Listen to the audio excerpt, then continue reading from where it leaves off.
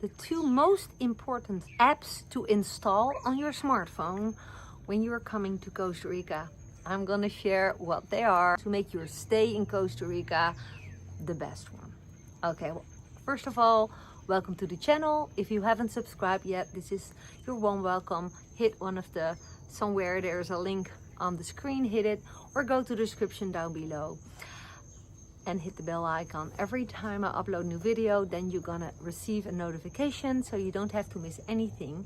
And I am not the all-knowing Costa Rica expat, but I just share everything that I have learned myself since 2018 that I moved to Costa Rica.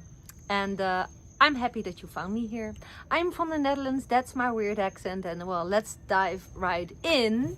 P.S. If you haven't discovered my new online community on school, it's called Costa Rica Expat Compass, then you are more than welcome to join to meet other expats or aspiring expats who want to be in Costa Rica and more. Just follow the link below this video or the link in the comments, and I'm happy to warm welcome you there. Okay, app number one that you really should install is WhatsApp. Why WhatsApp? Don't ask me why, but I do know that everyone who I know who lives in Costa Rica has WhatsApp and is using WhatsApp. Not Messenger, not other communicators like Telegram. No, WhatsApp. Funny enough, even dentists, doctors, even the surgeon that put a plate on my daughter's collarbone when it was broken explained to me to send him a message in 3 weeks about her progress. Literally on WhatsApp. The vet who took an x-ray of our dog used WhatsApp to send it to another doctor. Everyone here is using WhatsApp, like people and businesses.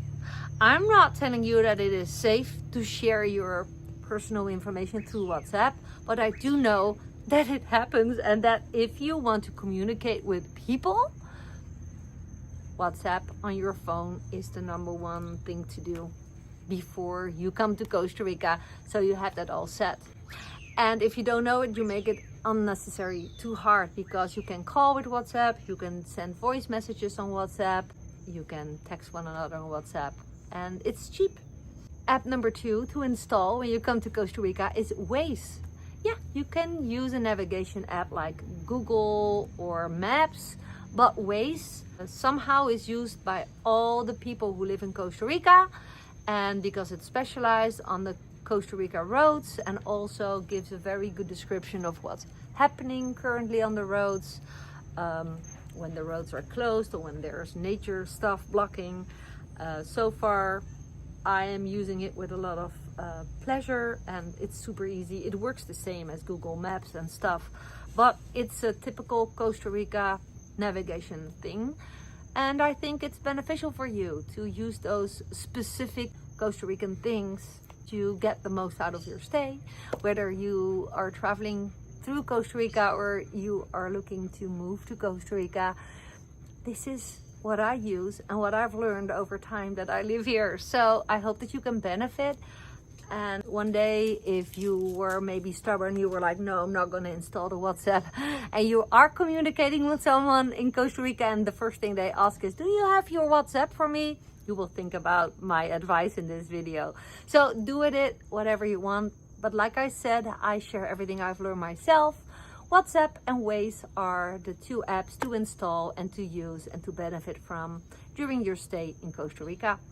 Again, thank you for finding my video and for your subscription. And again, you are more than welcome in my community group on school, Costa Rica Expat Compass, for people who are living in Costa Rica already or who would love to live in Costa Rica very, very soon. Bye for now, and see you in the next one.